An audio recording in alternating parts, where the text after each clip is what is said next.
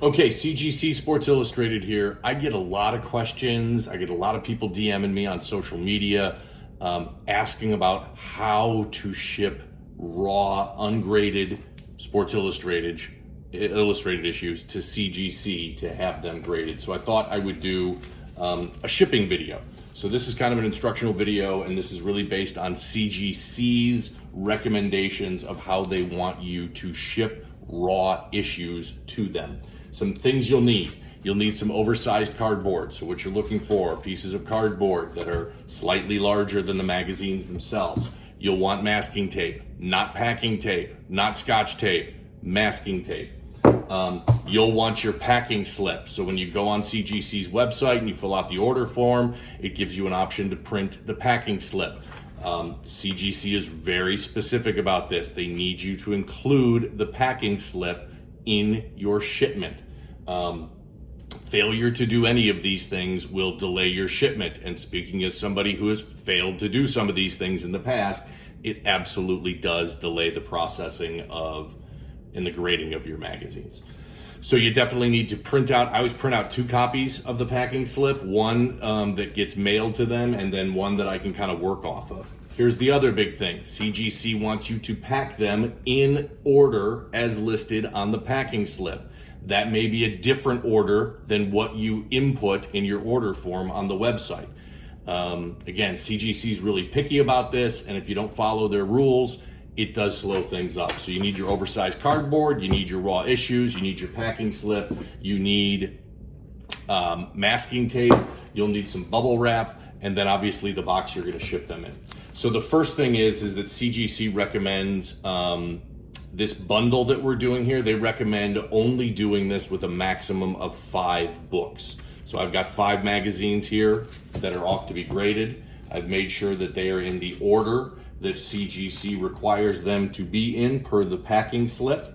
You can see here that I've got them on a cardboard backer. Also, oh geez, I almost forgot. It kind of goes without saying, but all of your issues should be bagged and boarded separately. Do not put multiple issues in one bag and board. All should have their own separate bag and board. So I'm gonna do this, hopefully you guys can see this. What CGC asks you to do is then once you've got your backer board, your 5 magazines bagged and boarded, you've got them on your oversized cardboard, what they ask you to do then is put 4 pieces of masking tape to secure these. So what you're trying to do here is kind of lock them in place so that they don't move around. So what I'm doing is here, putting that piece of masking tape there, slowly running it along the edge, and then wrapping it underneath the backing board. We're gonna do this 4 times. We're gonna do this once for each edge. Because it is, I mean, if you think about it, shipping magazines is really kind of difficult. And if you don't do it right, there's a really good chance that they're gonna get damaged in shipping. So, do our 2 edge pieces here first. I run the masking tape along the depth of the books, and then make sure to get some on that piece of oversized cardboard before wrapping it around the back. So I got my 2 sides done. Let's go ahead and do the top and bottom here. And then I'll hold this up so you guys can see what it looks like when I'm done.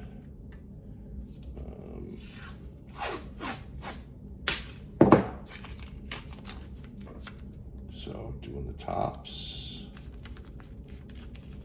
Always make sure to fold any flaps on the bags that you've boarded kind of underneath, so you're giving yourself lots of stickiness on this board, on this oversized cardboard.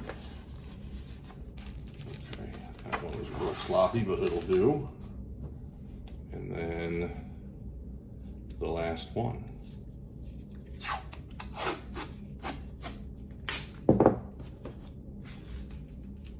See, what you're trying to do is kind of put these magazines in the middle of this piece of oversized cardboard and then secure them so that they stay in the middle.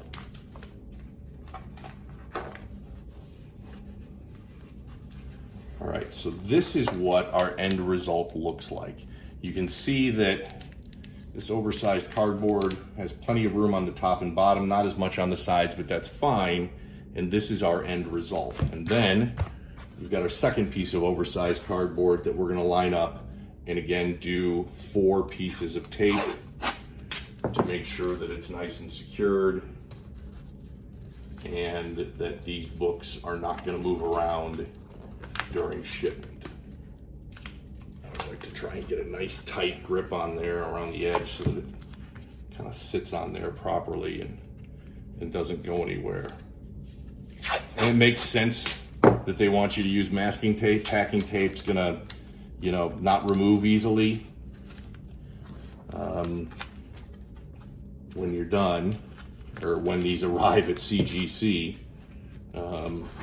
Somebody's got to unpack them. So you want to make that easy for them, and so that's why the masking tape is a much better source and better use than packing tape or Scotch tape or anything like that. So you do this for every 5 books. So for example, I'm sending out 10 books to CGC today, so I'll do 2 of these, and then talk about what you do with the 2 of them afterwards, and I'll show you what this result looks like. This takes a while. It's kind of a pain in the butt, but when we're talking about, if you've watched some of my unboxing videos and seen some other things, it doesn't take much at all to take a magazine from, a potential 9.8 grade, to an 8. So you definitely don't want your corners damaged during shipping. So while it is a pain to do it this way, not only are they going to get processed in the proper time at CGC, but they're going to show up there without being damaged. Okay, so this is our end result. 2 pieces of oversized cardboard. I've got my magazines bagged and boarded and secured to the first piece of cardboard. So I'm gonna do this twice. I'm gonna do this with my other 5 magazines. I'm gonna stack these 2 sets of 5 magazines together. I'm gonna put my packing slip on it, and then I'm gonna wrap it all in bubble wrap, real good.